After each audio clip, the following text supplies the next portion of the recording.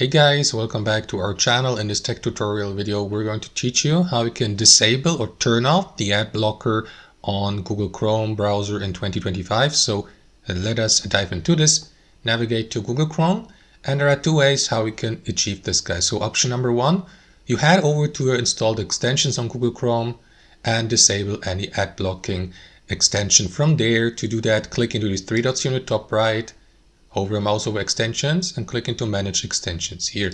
Here guys, inside all extensions, you will see all installed and running extensions for your Google Chrome web browser. So if you see any ad blocker here, simply click into that button in the bottom right corner to toggle it off and to switch it or turn it off entirely. You may also click into remove to remove the given extension entirely from your Chrome web browser. If that hasn't fixed the issue, guys, you may do also the following. Click into these three dots in the top right, click into settings, and after that, guys, navigate to privacy and security here on the left side. From there, navigate to site settings, and here, guys, scroll all the way down and expand the additional content settings. Here, click into this feature here. Let me find it.